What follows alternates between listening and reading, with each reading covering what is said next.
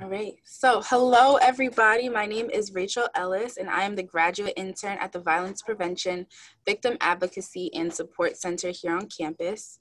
So we go by VPAS for short. If you've ever heard that term before, we are the VPAS Center. So I'd like to welcome you today to a conversation about intersectionality. And hi, my name's Aaron. My pronouns are they, them, and I'm the graduate intern here at the SAGE Center. So that stands for Sexuality and Gender Equality. So we work to support our LGBT students on campus as well as their allies. But thanks for joining us for today. Awesome. So before we start, we'd like to tell you a little bit about the work we do in our centers. So the VPAS Center works to educate students and faculty and staff about healthy and unhealthy relationships, intimate partner violence, sexual misconduct, bullying, affirmative consent, and bystander intervention. So we provide programs to students, both inside and outside of the classroom. So if you haven't seen me, I'm sure you've seen some of the staff from our office in your classroom, probably doing some presentations. A lot of you have probably taken Not Anymore, which was the online training that all students went through. As well as we also provide advocacy services for any survivors through our current university advocate. Her name is Christie. She's available 24/7 to students and can help survivors access resources both on and off campus. So her contact information is located on Southern's website, which is southernct.edu/VPAS or southernct.edu/SART. And so here at the SAGE Center, like I said, we work to support our LGBT community as well as their allies. So we do a lot of things like social programming, educational programming, advocacy, and just creating inclusive spaces, both in person and online. So we have an in-person office here, but we also try to create that inclusive space through our social media. So some of the services that we have, both online and in person, we have a map of the all-gender restrooms that are located on campus. We have an office space for students to use to hang out or do homework, whatever it is that you need. We also have an open door closet. So if you are ever in need of clothes, toiletries, or other essential needs like that, or you want to donate anything like that, you can come in and grab that stuff for free, no questions asked. We also have an Ally in Progress training module. So any student group or staff group that wants to be trained in how to create a more inclusive space for LGBT people, we do that training online now. So we're located in room 324 of the Student Center. So you can stop by anytime during the weekdays or reach out to us online. Awesome. So today we're going to be talking about intersectionality, and this program is actually part of a campus-wide initiative called Thrive. So the Thrive initiative is aimed at helping students to develop skills and access resources that will help them be holistically well. Yeah, so part of overall wellness is finding support in navigating those various identities that you have. So your social, emotional, and physical well-being can all be impacted by your social identities. So it's important to understand how those intersecting identities can affect someone. So we have seen so many examples of things like racial, gender, and sexuality-based violence and discrimination recently. So we wanted to talk a little bit about how the idea of intersectionality impacts those identities. Absolutely. So just to give you a little bit of context of where intersectionality comes from, it was coined by a civil rights advocate, Kimberly Crenshaw. So she defines intersectionality as understanding how multiple forms of oppression can compound themselves to create obstacles that are not often understood through conventional approaches to social justice, equity, and equality work. Yeah, so let's talk a little bit about that. There are a lot of identities that a person can hold that are marginalized identities. So some examples include being a woman, being a person of color, being a member of the LGBTQ plus community, being an immigrant, as well as many more areas that we can touch upon later. So when a person holds more than one of these identities at once, there are a set of unique obstacles that they may face in many areas of their life because of the multiple identities that they have. Mm-hmm. So I think that the easiest way to look at this concept is to view a person holistically. So a person can have many identities that play out all at once, and it creates a unique set of challenges. So for example, if you have someone who is a member of the LGBTQ community, but they're also a person of color, that's two identities that exist independently, but when you put those things together, it creates a very unique set of circumstances that that person finds themselves in. So there's a video that I really liked that I think explains this concept very well. So I'm gonna share my screen.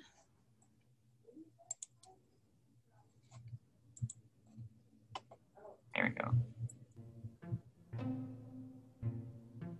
What is intersectionality?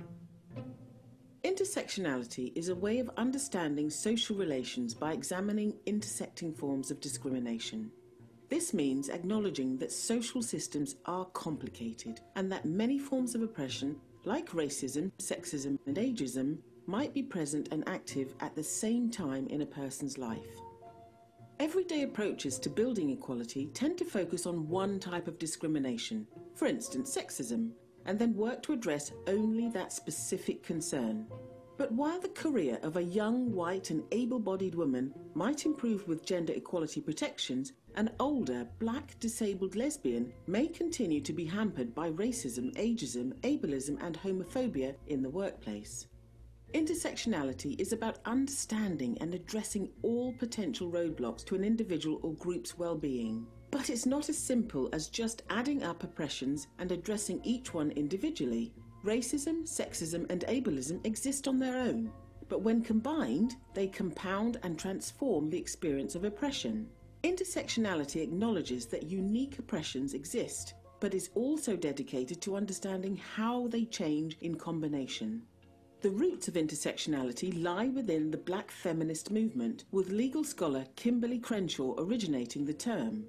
Crenshaw felt that anti-racist and feminist movements were both overlooking the unique challenges faced by Black women. She stated that legislation about race is framed to protect Black men, and legislation about sexism is understood to protect white women. So simply combining racism and sexism together does not therefore protect Black women. Intersectional theory is now applied across a range of social divisions and also to understandings of domination, such as those associated with whiteness, masculinity, and heterosexuality. Intersectionality is not only about multiple identities, and it's not a simple answer to solving problems around equality and diversity. It is, however, an essential framework as we truly engage with issues around privilege and power and work to bring them into the open. Intersectionality means listening to others, examining our own privileges, and asking questions about who may be excluded or adversely affected by our work. As importantly, it means taking measurable action to invite, include, and centre the voices and work of marginalised individuals.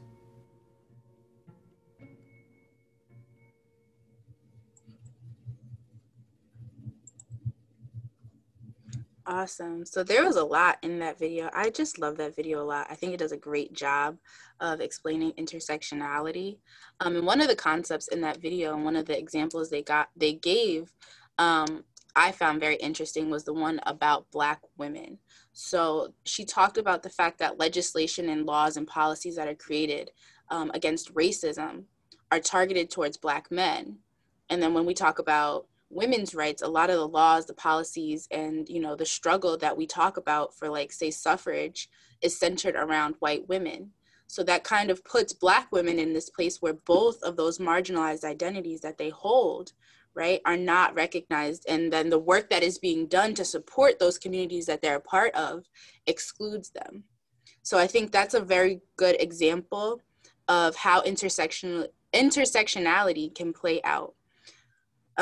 So there's many ways that it can affect those who hold those various identities, as I said. And in the work that Erin and I do in the VPAS and in the SAGE centers, this concept plays a huge role in the work that we do in terms of, educating students and also providing support and resources for students on this campus. So yeah, like Rachel said, I really like in the video how they touched upon, someone with intersecting identities. You can't sort of take them individually and just add them together and kind of address the issues like that, but that they merge together and, you know, like we said earlier, they kind of form a unique set of circumstances for people. So like I said, queer people can be of any race, ethnicity, religion, gender, socioeconomic status, education level, etc. Meaning that many LGBT people face specific issues that are influenced by their other identities and communities. So some examples of that, Black trans women and trans women of color especially are among the most likely to be victims of harassment or violence compared to both the non-LGBT people and white LGBT people. This year alone so far, about 27 trans people of color have been murdered, and about 75% of anti-LGBT crimes that are anti-LGBT were against trans women or trans girls. So that's a very disproportionate rate that they're affected by violence, not only from others, but especially within or from police. They often face harassment and violence even from the police force. Another example of kind of how the intersecting identities affect LGBT people is when dealing with doctors or working in healthcare. So, you know, women in general tend to not be believed by their doctors or professionals, or are not given the proper treatment that they are in need of. But especially Black women, brown women, and women or trans women, or a Black, brown, trans woman is not going to be believed by their doctors, or they're not going to receive the proper health care that they may need or the services that they're in need of. So these issues affecting the LGBT communities of color are important problems that still impact queer services and spaces today. So even within, you know, centers, resources, and other services provided by people they cater only to white gay men, and they don't offer the proper space and representation for LGBT people of color. Even events that are as widespread as parade parades that happen every June were created for and are still geared towards cisgender white men. Very true. You pointed out a lot of good points. So I would like to talk a little bit about how it plays out in the work I do in the VPAS Center. So how intersectionality affects survivors of sexual misconduct.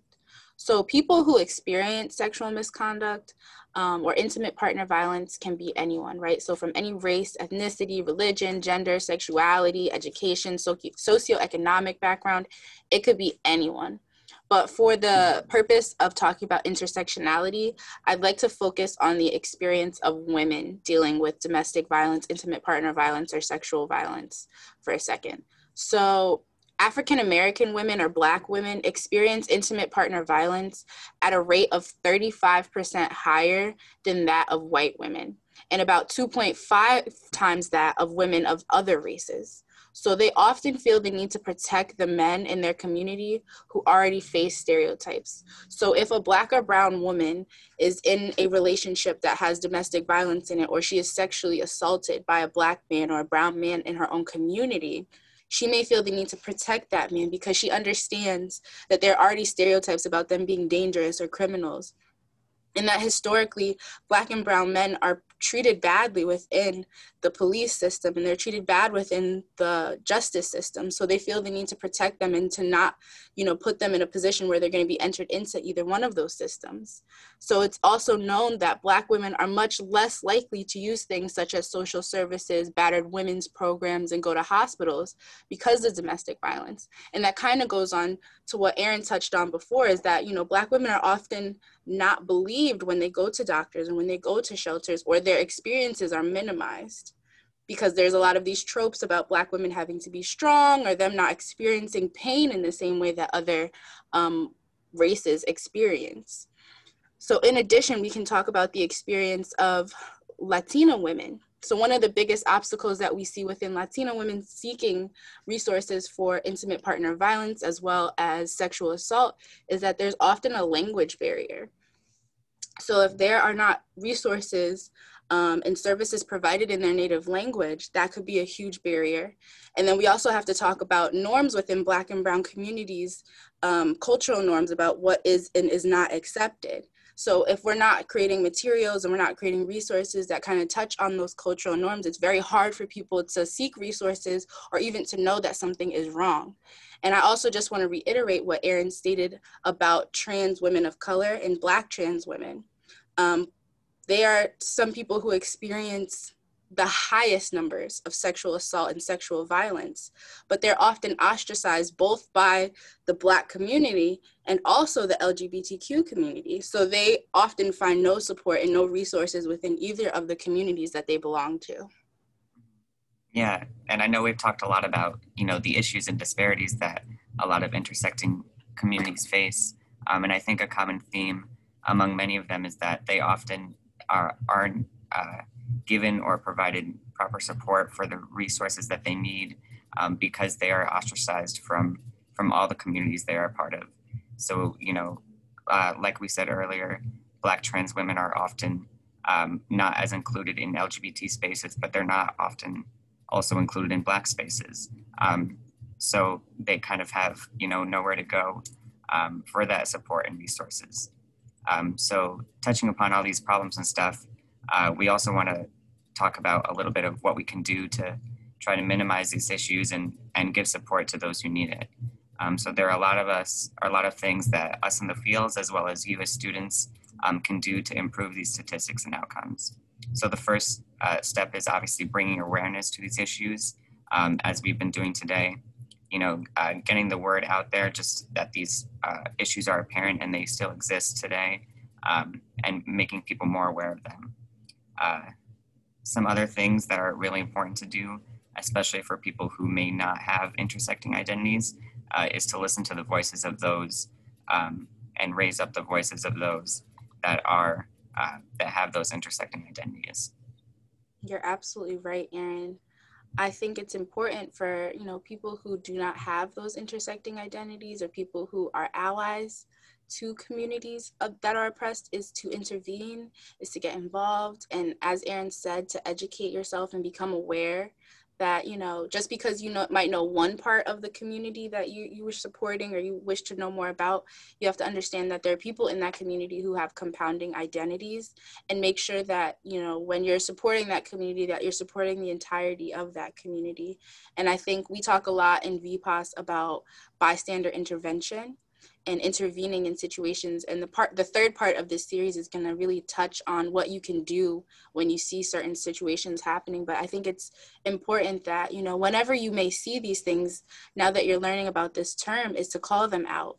If you're seeing resources created that may leave out a certain group of people, bring that up. If you see, a situation play out where you think, hey, maybe this situation is not addressing the needs of the entire person, like call that out and try and be more aware of how we're phrasing things, how we're wording things, how we're engaging with the people around us. I also think that it's important to hear the stories and to listen to people, as Erin stated, who have these identities. Their experiences are so valuable and important and unique to them. And those of us who are in these fields and doing this work need to hear those stories. And I think students and people in general need to hear these stories, especially if that's not something you've heard before, or it's not a group of people who you have a lot of interaction with. It's important to seek out opportunities to listen to other people's experiences. So that's a great segue, right, into our second part. So next week, we are going to be showing you guys some interviews with current Southern students who carry intersecting identities, and they're going to be talking about what their experience has been, some things that they've learned and experienced, as well as ways that they believe their community here at Southern can support them. So we hope you tune in next week. And before we go, I just wanted to reiterate that if you or anyone you know has been victimized in sexual misconduct, or you know someone who has, or you just would like some more information, please feel free to go to southernct.edu/VPAS or southernct.edu/SART for more information, as well as to connect with our current university advocate, Catherine Christie. And yeah, so here at the SAGE Center, like I said before, we're open every weekday from 8:30 to 4:30. So feel free to reach out to us in person there, or you can reach us online. Our social media platforms on every platform is SCSU SAGE. As well as you can email us or contact us through Owl Connect or the Southern website. Awesome. Well, thank you guys so much for listening today, and we hope to see you next week. Bye. Thank you.